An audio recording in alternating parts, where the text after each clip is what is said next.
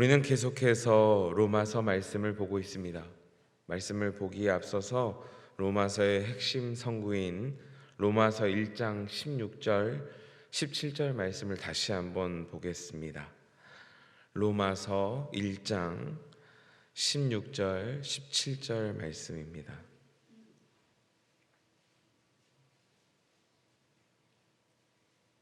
함께 읽겠습니다. 내가 복음을 부끄러워하지 아니하노니 이 복음은 모든 믿는 자에게 구원을 주시는 하나님의 능력이 됨이라. 먼저는 유대인에게요 그리고 헬라인에게로다. 복음에는 하나님의 의가 나타나서 믿음으로 믿음에 이르게 하나니 기록된 바 오직 의는 믿음으로 말미암아 살리라 함과 같으니라. 아멘.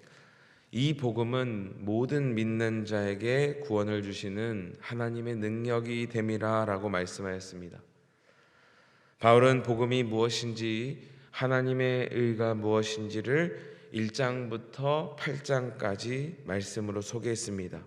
모든 사람이 죄 아래 있고 오직 믿음으로 의롭다 하심을 받는다는 이신득이의 진리를 밝혔습니다. 아담 안에서 죽었던 우리가 그리스도 안에서 새 생명을 얻었으며 성령 안에서 자유와 확신을 누린다 말씀하고 있습니다. 그리고 그 누구도 그 어떤 것도 우리를 그리스도의 사랑에서 끊지 못한다고 선포했습니다. 그런데 여기서 한 가지 질문이 생깁니다. 그렇다면 언약과 율법과 약속을 받았던 이스라엘 가운데에 많은 이들이 메시아이신 예수 그리스도를 왜 믿지 않았는가에 대한 질문을 갖게 됩니다. 먼저는 유대인에게에 대한 부분을 이제 바울이 해설하는 것입니다. 바울은 로마서 9장부터 11장에 이르기까지 이 질문에 대해서 대답합니다. 결론적으로 말씀드리면 하나님의 말씀이 유대인으로부터 실패한 것이 실패한 것이 아니라는 것을 말씀하고 있습니다. 그런데 놀랍게도 바울의 대답은 눈물로 시작됩니다. 바울은 말합니다. 본문 1절입니다.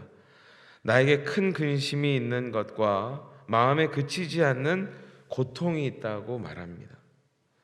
그 고통은 개인적인 실패나 염려에서 비롯된 것이 아니라 내 형제 이스라엘 민족으로 인함이라고 말합니다. 즉 그들이 복음을 받아들이지 못한 데에서 비롯된 것입니다. 이 눈물은 오늘날 우리에게도 동일하게 질문합니다. 내 사랑하는 가족과 이웃을 위하여 언제 마음 아파했던가? 그들을 위하여 언제 눈물을 흘리며 기도했는가를 묻고 있습니다. 오늘 이 시간 십자가 앞에서 정직하게 대답할 수 있기를 원합니다. 그리고 더 나아가 사랑하는 나의 가족과 이웃을 위해 아파하고 눈물로 기도할 수 있는 우리 모두 되기를 원합니다. 교리는 교회가 진리 위에 서는 데 있어서 중요한 반석이자 기둥의 역할을 합니다. 그런데 눈물 없는 교리는 오히려 칼이 되고 높은 문턱이 되어서 사람들을 아프게 하고 주님께 나아가는 데 장애가 됩니다. 다시 말해 눈물 위에 교리가 바로 세워질 때 비로소 하나님의 의가 나타나게 되는 것입니다. 하나님의 뜻을 구하고 깨닫는 것만으로 만족하지 않고 내 형제를 위해 눈물로 기도할 수 있기를 간절히 소망합니다. 이어서 6절에 이렇게 말씀합니다. 그러나 하나님의 말씀이 폐하여진 것 같지 않도다. 이스라엘에게서 난 그들이 다 이스라엘이 아니요. 즉 이스라엘의 불신앙 때문에 하나님의 약속이 실패한 것이 아니라는 것입니다. 여기서 아주 중요한 점이 있습니다. 선민 이스라엘 백성 중 왜 다수가 그리스도를 믿지 않는가? 그러면 하나님이 아브라함에게 하신 약속은 어떻게 되는가? 폐하여졌는가? 라는 질문에 바울은 이렇게 대답합니다. 하나님은 민족 자체가 아니라 약속의 줄기를 통해 역사하셨다는 것입니다. 아브라함에게는 이스마엘도 있었지만 하나님은 약속으로 난 자 이삭을 통해 그 언약을 이어가셨습니다. 또 이삭에게서 에서와 야곱이 있었지만 그들이 태어나기도 전에 하나님은 야곱을 택하셨습니다. 이것은 그 사람의 공로나 도덕성에서 비롯된 것이 아니라 택하심을 따라 이루어지는 하나님의 뜻이라는 것을 말씀합니다.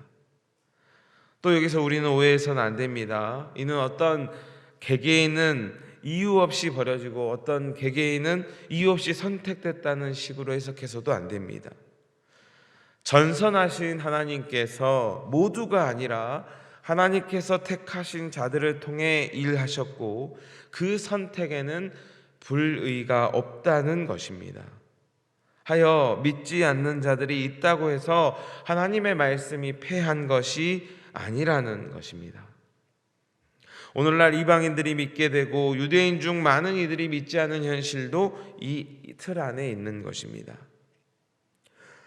정리하면 하나님은 하나님의 약속을 이루는 방법과 통로를 당신의 주권으로 결정하시고 그것이 인간이 보기에는 불공평해 보여도 불의하지 않으며 그것 때문에 하나님의 말씀이 실패한 것이 아니다라는 것입니다.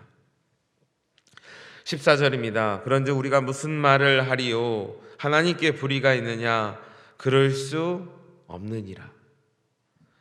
하나님의 모든 행사의 동기와 과정과 결과에 이르기까지 모두 선한 줄 믿습니다. 하나님은 결코 불의하지 않으십니다. 이를 신뢰하며 나아갈 수 있는 우리 모두 되기를 원합니다. 바울은 하나님의 긍휼하심을 나타내기 위해서 두 가지 이야기를 소개합니다. 첫 번째로 모세 당시의 이 금송아지 사건인데 이 당시에 모든 이들이 즉시 심판받아 마땅했습니다. 그런데 하나님의 긍휼하심으로 하나님께서는 그들에게 두 번째 돌판을 허락해 주셨습니다. 하나님의 주권으로 은혜와 긍휼을 베풀어 주신 것입니다. 두 번째 이야기로는 바로 왕을 예로 들었습니다. 하나님께서 바로를 세우신 목적은 하나님의 능력을 나타내고 하나님의 이름을 온 세상에 전파하시기 위함이었습니다. 이 일을 위하여 하나님께서 바로를 세우셨는데 이는 바로를 왕으로 세우셨다는 의미보다도 바로를 살려두셨다는 의미로 이해할 수 있습니다. 죽어 마땅한 자를 계속되는 제약 속에서도 살려두신 하나님의 섭리를 말씀하고 있습니다. 결국 바로의 생존은 그의 악함을 드러내고 반대로 하나님의 영광을 드러내는 데 사용되었습니다.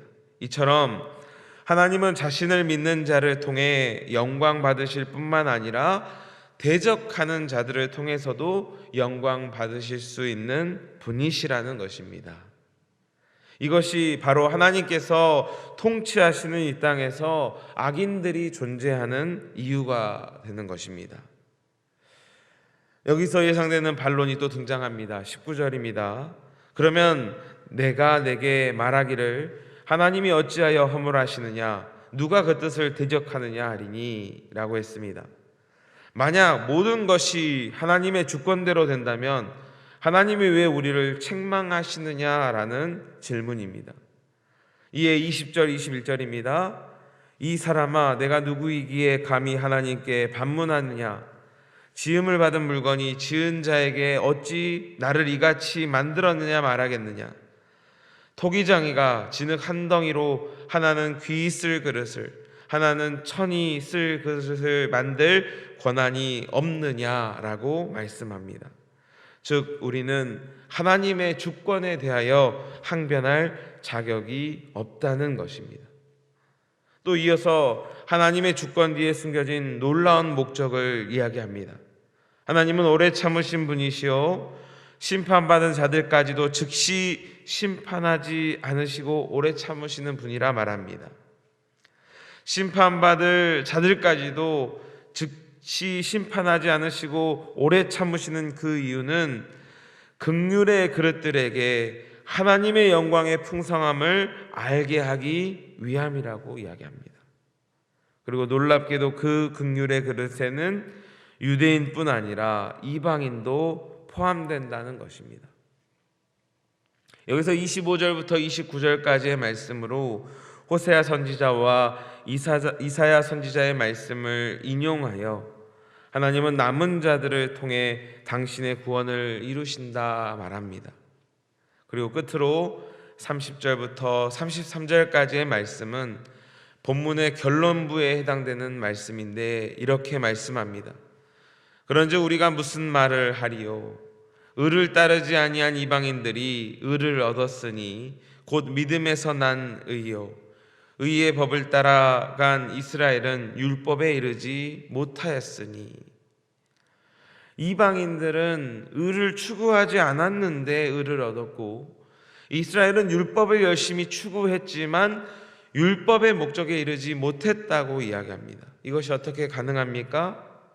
32절입니다. 어찌 그러하냐?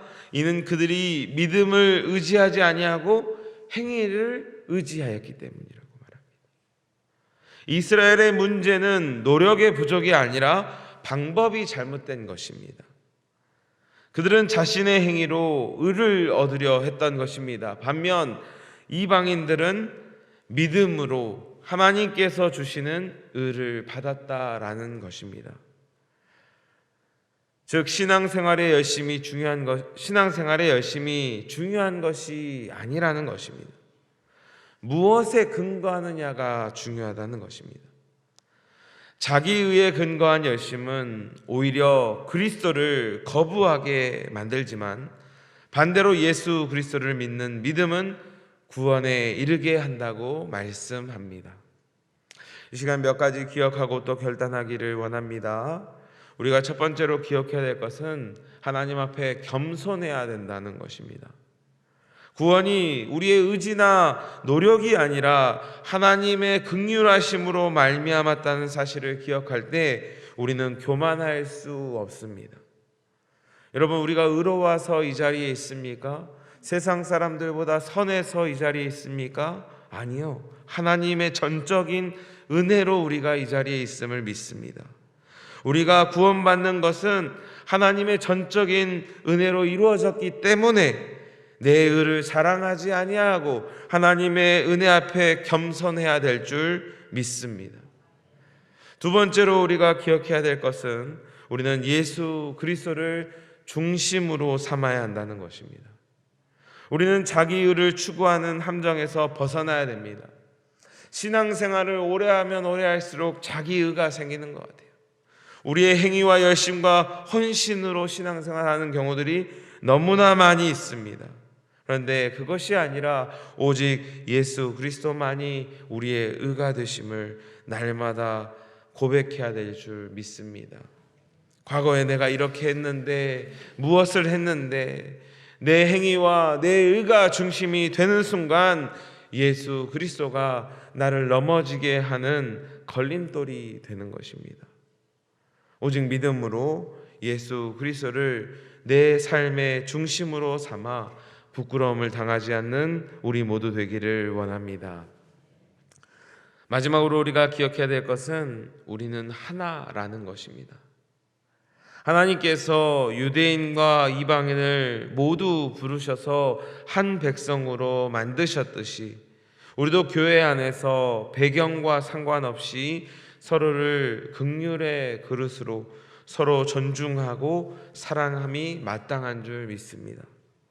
서로 비교하지 말고 판단하지 말며 오직 서로를 그리스도 안에서 하나로 여겨서 함께 아파하고 울고 웃고 기뻐할 수 있는 우리 모두 되기를 원합니다. 이 믿음으로 오늘 하루 살아갈 때에 넉넉히 승리하게 될 줄 믿습니다. 기도하겠습니다. 걸어가신 주여 하나님 아버지, 하나님의 말씀을 보면서 우리의 신앙을 점검합니다.